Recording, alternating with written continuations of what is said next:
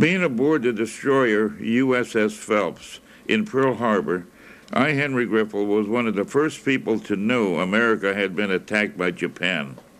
My first decision was to man my battle station in number 1 engine room, running the engines and all auxiliary equipment.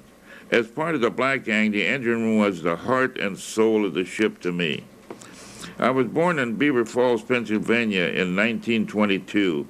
2 years later, my parents, who had immigrated from France through Ellis Island, and my oldest sister settled in San Jose, California.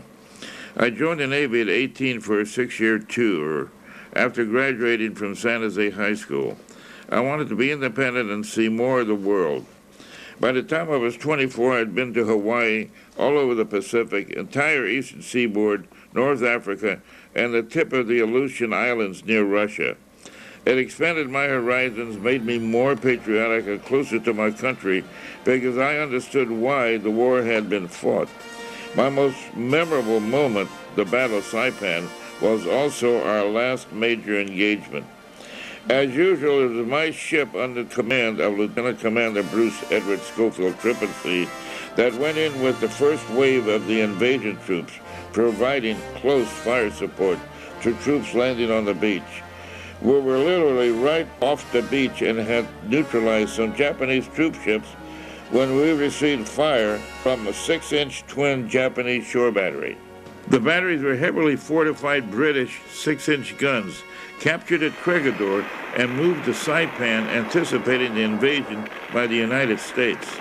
Several direct hits by our guns could not knock out the Japanese shore battery. Their first salvo straddled the Phelps. The second salvo hit us, one at the base of the bridge, and the other right down the steam blower intake in number 2 fire room. A repair party was dispatched to weld plates on the damaged deck and to restore operation of the fire room. By then we were running out of ammunition. An ammunition barge was brought alongside the seaward side of the Phelps, and all hands were delivering ammunition directly to the gun turrets, bypassing the ammunition magazines. It was the most unusual situation I've ever experienced.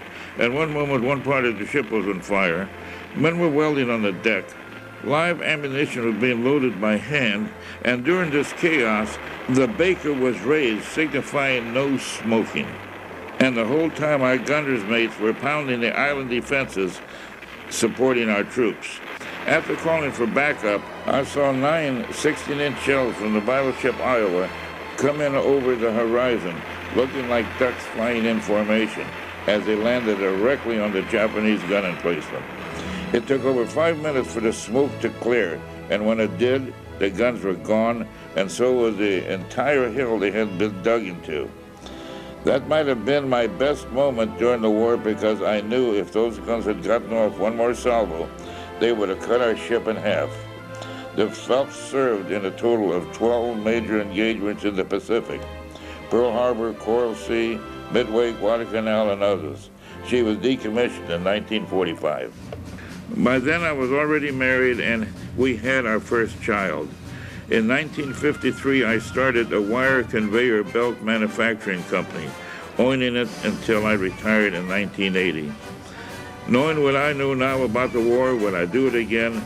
The answer is yes, in a heartbeat. When I see my 4 children and 8 grandchildren, there is just no question that I did the right thing. I do occasionally miss my old ship and shipmates, as we were close as any group could be, depending on each other for survival and never letting each other down. That's not a bond you can often find in civilian life. What the war taught me is patriotism is more than just waving a flag. The men I served have made sacrifices that, looking back today, are almost beyond belief. None of us were particularly educated or experienced, but we accomplished great things because we believed in what we were doing, and we weren't afraid to admit it.